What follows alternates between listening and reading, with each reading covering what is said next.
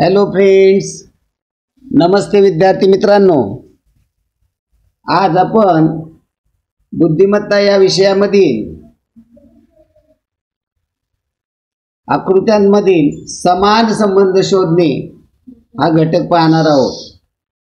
यामध्ये पहिल्या आकृतीचा दुसऱ्या आकृतीशी जसा संबंध असतो तसा संबंध तिसऱ्या आकृतीचा चौथ्या आकृतीशी असतो. प्रश्नामध्ये स्पष्ट लिहिलेलं असतं की पुढील प्रत्येक प्रश्नात 3 प्रश्नाकृत्या दिलेल्या आहेत. चौथ्या प्रश्नाकृतीसाठी प्रश्नचिन्ह दिलेले आहे. पहिल्या 2 प्रश्नाकृत्यांमध्ये काही विशिष्ट संबंध आहेत. अशा प्रकारचा संबंध प्रश्नाकृती 3 व 4 मध्ये असायला पाहिजे. उत्तर आकृत्यामधील अशी आकृती शोधा की जी प्रश्नचिन्हाच्या जागी देता येईल. या पद्धतीने प्रश्न असतो. या ठिकाणी पहिल्या आकृतीचा दुसऱ्या आकृतीशी संबंध पाहायचा आणि तसा संबंध तिसऱ्या आकृतीचा चौथ्या आकृतीशी लावायचा असतो. यामध्ये काय पाहणं गरजेचं आहे तर यामध्ये आकृत्यामधील चिन्ह यांची संख्या दुप्पट होते, निमपट होते, 1 ने वाढते, 1 ने कमी होते. अशा पद्धतीनं या चिन्हांची संख्या कमी जास्त होते. या आकृत्यामधील आकृत्या असतील किंवा चिन्ह असतील कोणत्याही एका दिशेने काही अंशात पुढे सरकतात, घड्याळाच्या दिशेने किंवा घटीवर किंवा प्रतिघटीवर. अशा पद्धतीनं ही चिन्ह किंवा आकृत्या सरकत असतात. काही वेळा पहिल्या आकृतीचं दुसऱ्या आकृतीमध्ये आरशातील प्रतिबिंब असतं किंवा पहिल्या आकृतीचं दुसऱ्या आकृतीमध्ये पाण्यातील प्रतिबिंब असतं किंवा या आकृत्या 180 अंशामध्ये फिरतात. पाण्यातील नसतं, आरशातील नसतं, तर ते 180 अंशामध्ये आकृती फिरत असते. क्वचित प्रसंगी बाहेरील आकृती आतील भागात जाते, आतील आकृती बाहेरील भागात जाते. रंगवलेला भाग कोरा होतो, कोरा भाग रंगवलेला होतो. आकृत्यांमधील जे चिन्ह आहे त्यांचा आकार लहान मोठा होतो. काही वेळा लहान चिन्ह मोठा आकार होतो, मोठी चिन्ह लहान आकार होतो. आतील आकृती बाहेर जाते, बाहेरील आकृती आतमध्ये जाते. अशा प्रकारचे संबंध या पहिल्या 2 आकृत्यामध्ये असतात आणि त्याचा अभ्यास करून आपण तिसऱ्या आकृतीचा तसा संबंध जोडायचा असतो. पहा या ठिकाणी पहिला प्रश्न. पहिल्याचा दुसऱ्याशी काय संबंध जोडला जाईल पहा. की जो भाग रंगवलेला होता तो भाग कोरा झालेला आहे. आकृती आहे तशीच आहे, फक्त इथे काय बघा, या ठिकाणी रंगवलेला भाग होता, हा रंगवलेला भाग या ठिकाणी कोरा झालेला आहे. रंगवलेला भाग कोरा झालेला आहे. तर या ठिकाणी कोरा भाग होता, हा कोरा भाग होता, त्या ठिकाणी काय झालेलं आहे, रंगवलेला भाग झालेला आहे. म्हणजे ज्या ठिकाणी कोरा होता त्या ठिकाणी रंगवलेला झाला. आकृत्या आहेत त्या ठिकाणी आहे. बाहेरील भाग बघितला तर बाहेरील भागामध्ये तसं दिसतं तुम्हाला की बाहेरील भाग या ठिकाणी चौकोन रंगवलेला होता, तो या ठिकाणी कोरा झालेला आहे. रंगवलेला चौकोन कोरे झालेले, कोरे चौकोन रंगवलेले आहे. मी या पद्धतीनं तिसऱ्या आकृतीचा चौथ्या आकृतीशी संबंध पाहायचा आहे. पहा या ठिकाणी पर्यायकट पद्धत वापरायची आहे आपल्याला. रंगवलेला भाग कोरा होईल, कोरा भाग रंगवलेला होईल. या ठिकाणचा ही वर्तुळ पाकळी आहे, ही पाकळी कोरी आहे, ती आता रंगवलेली पाहिजे. त्याच्यावरून पर्याय 3 आणि पर्याय क्रमांक 4 कट होईल. आता जेव्हा 2 पर्याय कट होतात तेव्हा थोडा वेळ प्रश्नाकृती बाजूला ठेवून द्या. या 2 आकृत्यांमधील फरक शोधा. या ठिकाणी फरक पहा तुम्हाला जाणवेल. या ठिकाणी गोल कोरा आहे तर या ठिकाणी भरलेला आहे. मग आपल्याला कसा पाहिजे तो पहा. प्रश्न आकृतीकडे वळा. या ठिकाणी गोल रंगवलेला आहे, तो आता कोरा पाहिजे. मग कोरा पाहिजे कोणत्या पर्यायामध्ये आहे, पर्याय क्रमांक 1 मध्ये. या पद्धतीनं तुम्ही प्रत्येक प्रश्नाकृतीला असा विचार करणं गरजेचं आहे की पहिल्या आकृतीमधून दुसऱ्या आकृतीत काय बदल झाला, तो बदल तिसऱ्या आकृतीमधनं चौथ्या आकृतीमध्ये आपल्याला तो बदल करायचा आहे. या पद्धतीने हे प्रश्न सोडवायचे असतात. चला पुढील प्रश्नाकडे वळूया आपण. पुढील प्रश्नाकडे पहा. पुढील प्रश्नामध्ये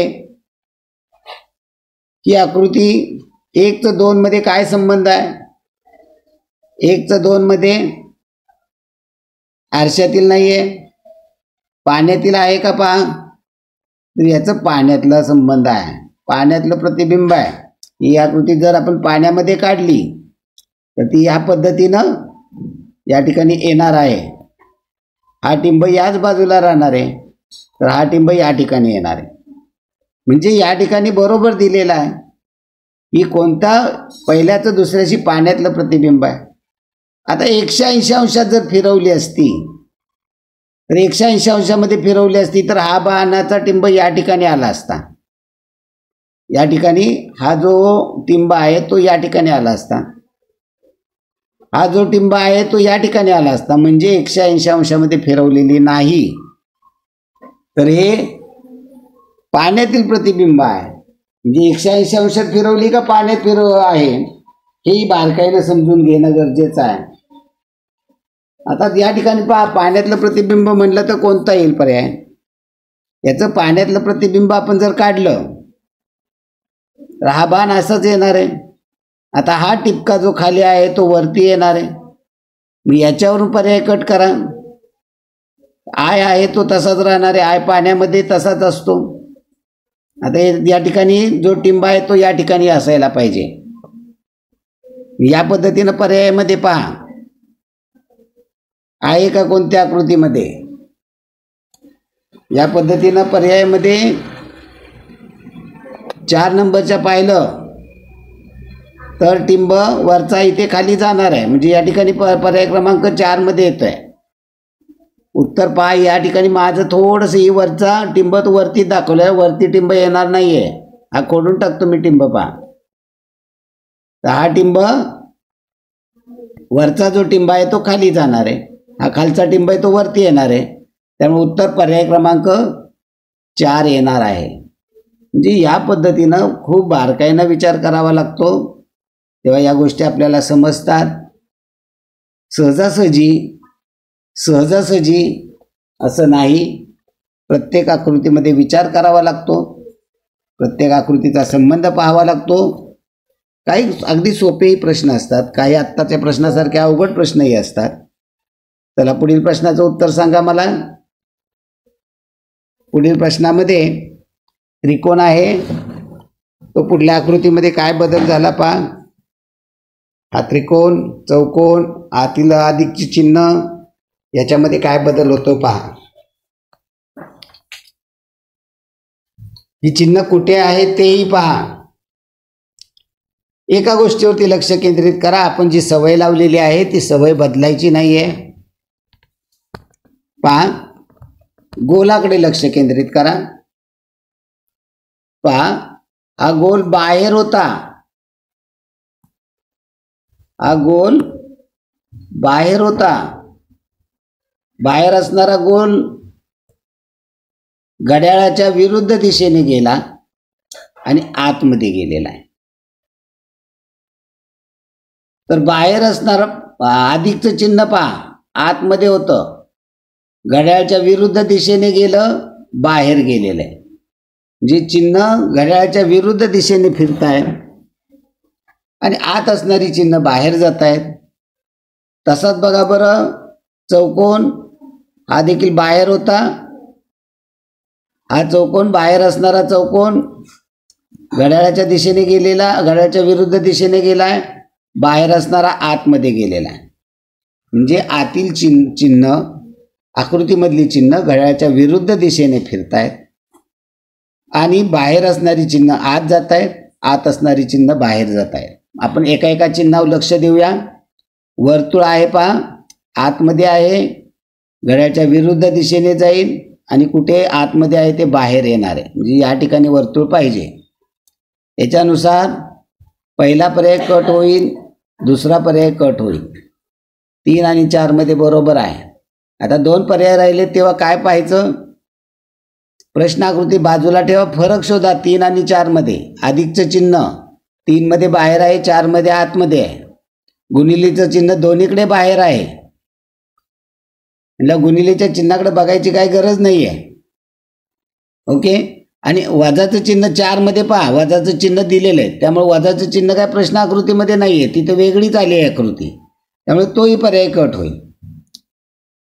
आता पहा, आपल्याला बघायचं आहे अधिकचं चिन्ह. अधिकचं चिन्ह या ठिकाणी आहे, म्हणजे अधिकचं चिन्ह बाहेर आहे, ते घड्याळाच्या विरुद्ध दिशेने जाईल आणि आतमध्ये येईल या ठिकाणी. ते कोणत्या पर्यायामध्ये आहे? पर्याय क्रमांक 4 आहे. काय होते, नवीन एक चिन्ह आलं आहे का?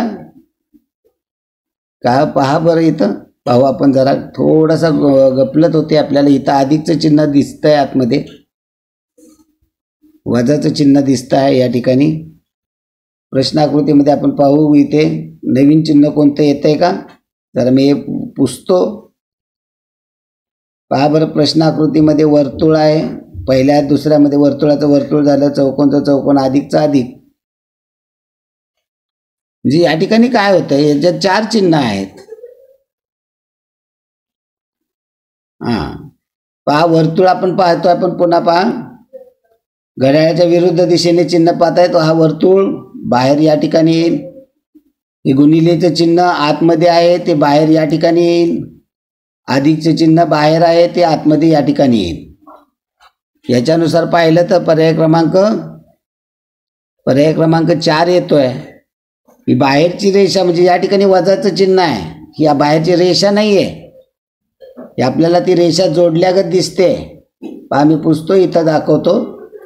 या ठिकाणी हे वजाचं चिन्ह आहे, ते बाहेर आहे, ते घड्याळाच्या विरुद्ध दिशेने जाईल आणि या ठिकाणी दाखवलेलं आहे. पहा, म्हणजे ते वजाचं चिन्ह आहे, ते रेष नाही आहे, नवीन चिन्ह येत नाही आहे, तर हे या ठिकाणी वजाचं चिन्ह आहे, ते जे या ठिकाणी प्रश्न आकृतीमध्ये दिलेलं आहे. या पद्धतीनं विचार होणं आवश्यक आहे. चला पुढील प्रश्नाकडे वळूया आपण. पुढील प्रश्न घ्या. पुढील प्रश्नामध्ये बाणांकडे लक्ष द्या. काय झालेलं आहे ते, 3 बाण होते, 3चे 5 बाण झालेले आहेत. म्हणजे आकृती व्यवस्थित समजून घ्या. काय होते, बाणांमध्ये बदल काय कशा पद्धतीने होतोय,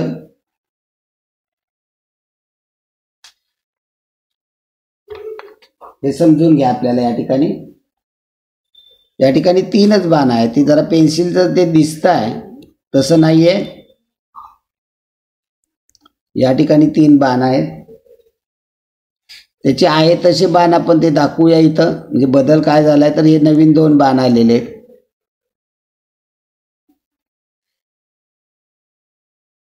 या आकृतीमध्ये 4 बाण आहेत, यात 2 बाण वाढतील, 4 आणि 2 6 होतील. या आकृतीमध्ये 5च बाण आहेत. या आकृतीमध्ये 8 बाण आहेत. या आकृतीमध्ये 6 आहेत. या आकृतीमध्ये 3 आहेत. हे कोणता येईल पर्याय? पर्याय क्रमांक 3 येणार आहे. हा या ठिकाणी उत्तर येणार आहे. पुढील प्रश्नाकडे वळूया आपण. पुढील प्रश्न पहा. माझ्या अगोदर तुमचं उत्तर तयार असलं पाहिजे. चला पुढील प्रश्नाकडे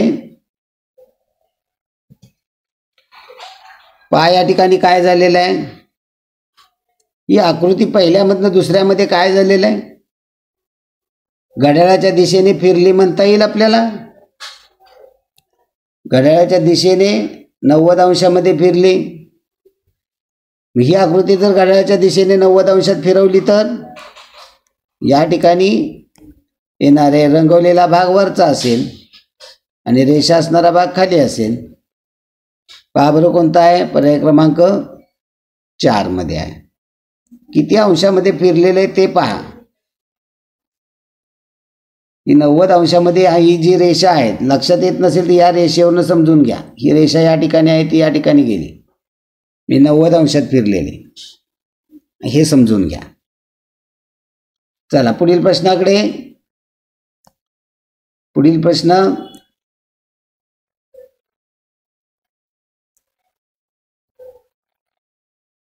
पुढील प्रश्नामध्ये काय होते पहा,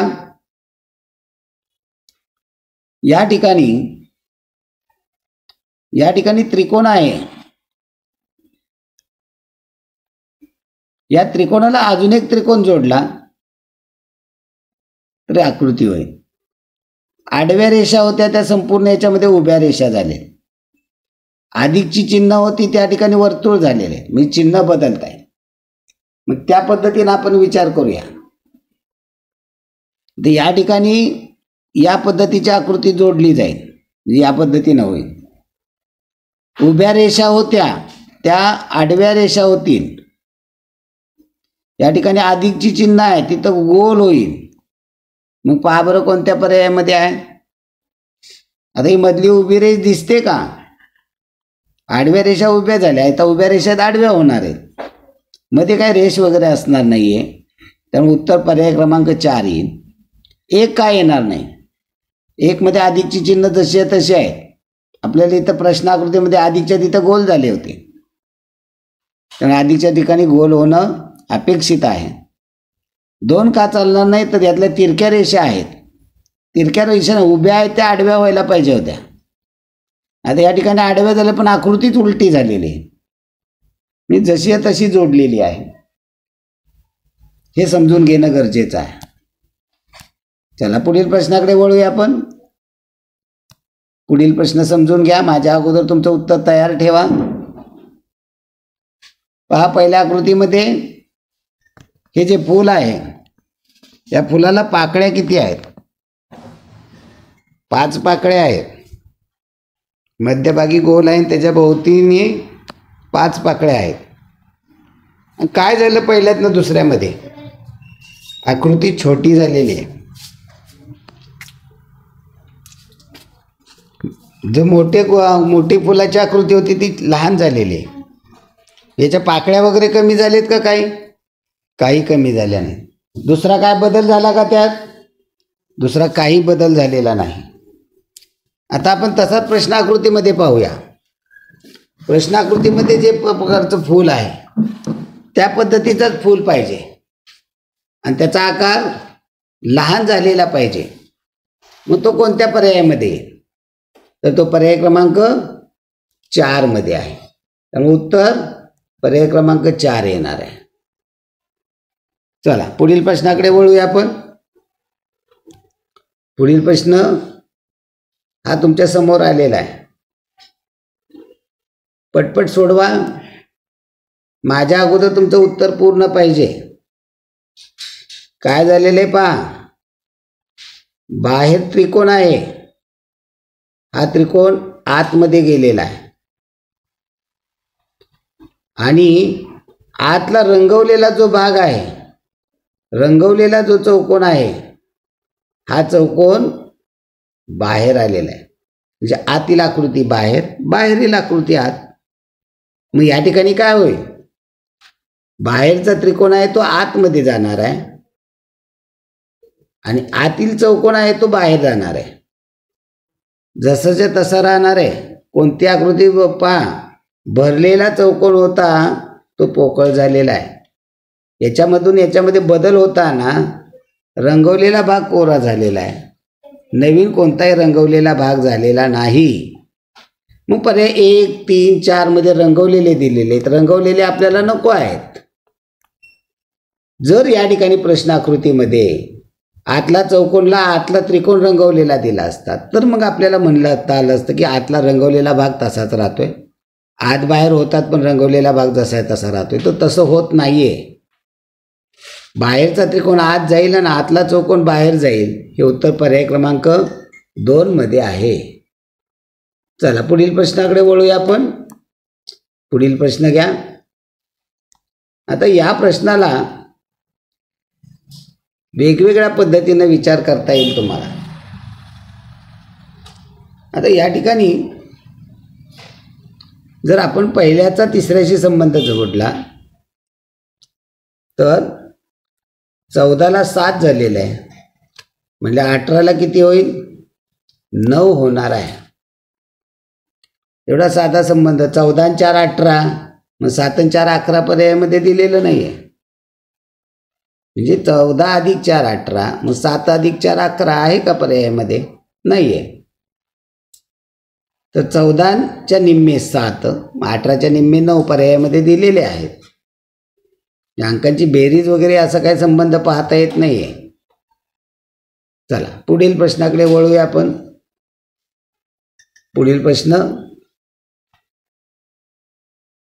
प्रश्नामध्ये पहा, कोणाची आकृती आहे. या कोणाच्या आकृतीमध्ये काय बदल झालाय तो पहा. पहिल्याचं दुसऱ्यामध्ये काय झालेलं आहे? पाण्यातलं आहे का? पाण्यातलं आहे, परंतु या ठिकाणी पाण्यातलं जर असेल तर या ठिकाणचा हा जो वरचा कोन आहे, हा कोन पाण्यामध्ये इकडे गेला असता. सॉरी, आरशामध्ये. पाण्यामधलं नाही, आरशामधलं आहे. पाण्यामध्ये असतं, फक्त एवढाच बदल आहे. बाकीचं सर्व आहे. आरशातले प्रतिबिंब बरोबर जुळते, फक्त ही वरची रेषा तेवढी फक्त जुळत नाही. मी याचं पाण्यातलं पाहिलं तर पाण्यामध्ये जुळत नाही. पाण्यामध्ये अशा पद्धतीनं होणार आहे, तसं पाण्यातलंही येत नाहीये. मग पाण्यातले काढून मग 180 अंशात फिरवली असं म्हणता येतं का? पहा, 180 अंशामध्ये फिरवली तर खालचा भाग वर जाणार आहे, म्हणजे 180 अंशामध्ये होत नाहीये.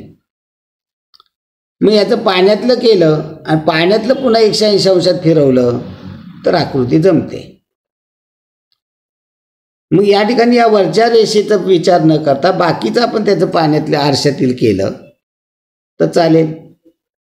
पाहू आपण की वरच्या रेषेकडे न लक्ष देता या आकृतीचा आपण आरशातील प्रतिबिंब करू. आणि ही जी रेषा आहे ही या बाजूला बाहेर आहे, ती बाहेर ठेवायची. म्हणजे प्रश्नाकृतीमध्ये काय झालेलं आहे पहा, या ठिकाणी बाहेरची पहा, बाहेरची रेषा डावीकडे आहे. त्याचा संबंध जोडताना तिथेही डावीकडली डावीकडेच आहे. म्हणजे या रेषेचं काही केलेलं नाही. मग तशा पद्धतीने जर संबंध जोडला तर आहे का पर्यायामध्ये? आहे. कोणता येईल पर्याय? पर्याय क्रमांक 1 आहे. म्हणजे या ठिकाणी या पद्धतीने विचार करता येतो. जर आपण पहिल्या याच्यामध्ये म्हणलं की पाण्यातलं 180 अंशात फिरवलं तर या ठिकाणी गोल येईल, या ठिकाणी कंस येईल, या ठिकाणी हे बाहेरचं येईल. आणि हे 180 अंशामध्ये फिरवलं तर या पद्धतीनं येत आहे का? तर नाही येत त्या पद्धतीनं. म्हणजे पाण्यातलं घेतलं आणि 180 अंशात फिरवलं तर या ठिकाणी नाही जुळत. ही रेष पण इथे पण जुळत नाहीये. ही रेष आपल्याला पाण्यातलं करून ते 180 अंशात फिरवलं तर इकडे जाते. त्यामुळे तसं नाही आहे. फक्त ही रेष बाहेरची रेष आहे, या बाजूची रेष ती या बाजूला ठेवायची, बाकीचं आरशातील प्रतिबिंब करायचं आहे. तर उत्तर पर्याय क्रमांक 1 येईल. जास्त योग्य कोणतं अशा पद्धतीनं विचार करणं गरजेचं आहे. चला पुढील प्रश्नाकडे वळूया. पुढील प्रश्न समजून घ्या बाळांनो. जर काही प्रश्नामध्ये तुम्हाला जर अडचण वाटत असेल तर मला कमेंट्समध्ये टाका, मला त्याच्यामध्ये दुरुस्ती करता येईल. किंवा आपल्या काही कमेंट्स असतील तर त्या मला नक्कीच माझा उत्साह वाढवतील. चला पुढील प्रश्नाकडे वळूया. पुढील प्रश्नामध्ये पहिल्याचा दुसऱ्यामध्ये काय झालेलं आहे? याचा आरशातील प्रतिबिंब नक्कीच आहे. आरशातील प्रतिबिंब आहे, पण एक महत्त्वाचा बदल आहे. या ठिकाणी रंगवलेलं आहे ते या ठिकाणी कोरा आहे, आणि या ठिकाणी कोरा आहे ते या ठिकाणी रंगवलेलं आहे. एवढाच बदल आहे. बाकीचं आरशात त्याचं प्रतिबिंब बरोबर आहे. म्हणजे ही तिरकी रेष आरशामध्ये या पद्धतीने येणार आहे. खालचा भाग रंगवलेला आहे, त्या आडव्या रेषा आहेत, त्या आडव्याच रेषा आहेत. म्हणजे याच्यामध्ये कुठेही बदल झालेला नाही. त्यामुळं याचा आरशातलं केलं तर हा पंचकोन या पद्धतीनं होणार आहे. याच्यामध्ये टिपका असणार आहे. नंतर या चौकोनामध्ये पहा, आरशामध्ये हा चौकोन या बाजूला असणार आहे आणि या रेषा ज्या या बाजूला अशा तिरक्या रेषा आहेत आरशामध्ये अशा होतात. त्यामुळे या पद्धतीनं इथं रेषा असणं गरजेचं आहे. वरचा चौकोन मात्र इथे कोरा आहे तो भरलेला पाहिजे आणि खालचा जो त्रिकोण भरलेला आहे तो कोरा पाहिजे. मग आता याच्यावरनं पर्याय कट पद्धत वापरा. पहिल्यामध्ये खालचा त्रिकोण आपल्याला त्रिकोणावरनं पहिला पर्याय कट होतो की तिथे कोरा पाहिजे, तिथं भरीव दिलेला आहे. त्यानंतर हा चौकोन खूप मोठा झालेला आहे 4 मध्ये रंगवलेला भाग, तो एवढा मोठा नको म्हणून तो पर्याय कट होईल. आता 2 आणि 3 मध्ये फरक काय आहे पहा, रेषांचा आहे. मग तुम्हाला वरती तेवढ्यासाठी रेष काढून दाखवली की या तिरक्या रेषा असतात आरशामध्ये अशा पद्धतीनं पाहिजेत. त्यामुळे उत्तर पर्याय क्रमांक 2 येणार आहे. पहा, म्हणजे किती बारकाईनं पाहावं लागतं हे समजून घ्या. चला पुढील प्रश्नाकडे वळूया आपण. पुढील प्रश्न पहा.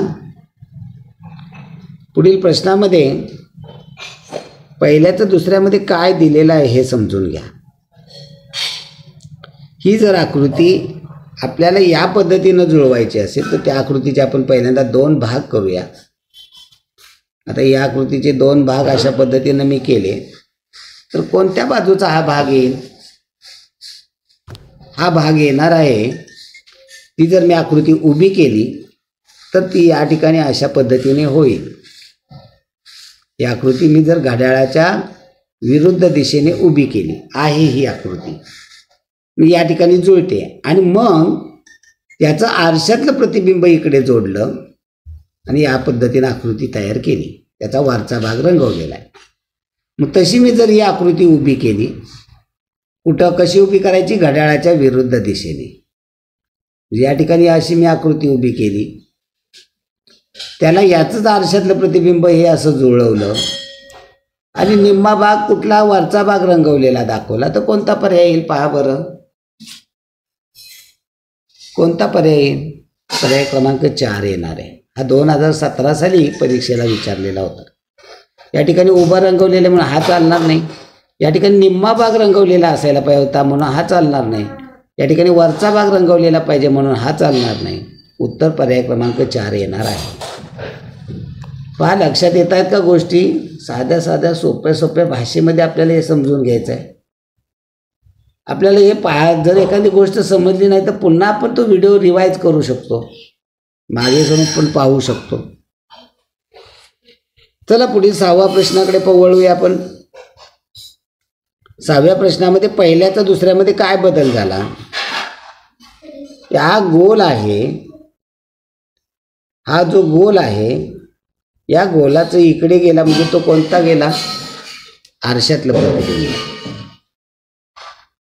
आता याचं जर या 2 रेषा मात्र याच्यामधल्या आदला बदल झाली की 2 होत्या त्या ठिकाणी 1च झाली, 1 होत्या तिथं 2 झाल्या. जर 180 अंशामध्ये फिरवली तर काय होईल? तर 180 अंशामध्ये ही जर आकृती फिरवली तरी बरोबर चालेल. 180 अंशामध्ये फिरवली तर हा गोल आहे तो या ठिकाणी जाणार आहे, या रेषा आहेत ते या ठिकाणी जाणार आहेत. म्हणजे पहा, हा गोल आहे तो या ठिकाणी जाणार आहे 180 अंशात फिरवली. या रेषा आहेत त्या या ठिकाणी येतील, सिंगल रेषा आहे ती या ठिकाणी येईल. म्हणजे ही आकृती 180 अंशात फिरवलेली जुळत आहे. आता या ठिकाणी तिसरी आकृती 180 अंशात फिरवा. 180 अंशात फिरवली म्हणजे गोल कुठे येणार आहे? खाली येणार आहे. या 2 रेषा आहेत त्या या ठिकाणी येणार आहे, सिंगल रेषा आहे ती या ठिकाणी येणार आहे. पहा बरं कोणत्या पर्यायामध्ये आहे? तर ते पर्याय क्रमांक 3 मध्ये आहे.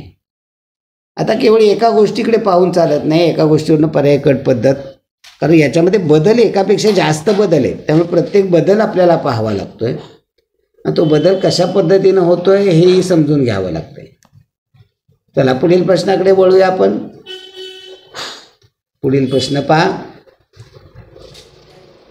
पुढील प्रश्नामध्ये काय बदल झालेत हे समजून घ्या. बीईचं ईबी झालेलं आहे,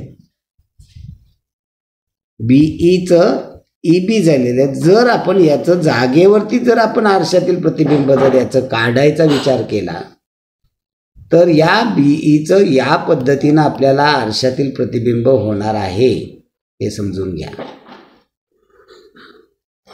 असं झालेलं आहे का? नाही. तर बीचं बीच्या जागेवरच आणि ईचं ईच्या जागेवरच आरशातील प्रतिबिंब आहे. म्हणजे जागा त्यांनी सोडलेल्या नाही, संपूर्ण आकृतीचं नाही आहे. 180 अंशात फिरवली तर जुळतंय का पहा बरं. जर 180 अंशामध्ये फिरवली तर हा बी फिरून या ठिकाणी येणार आहे, म्हणजे तो या पद्धतीनं होणार आहे. आणि ई आहे तो फिरला तर या पद्धतीनं होणार आहे.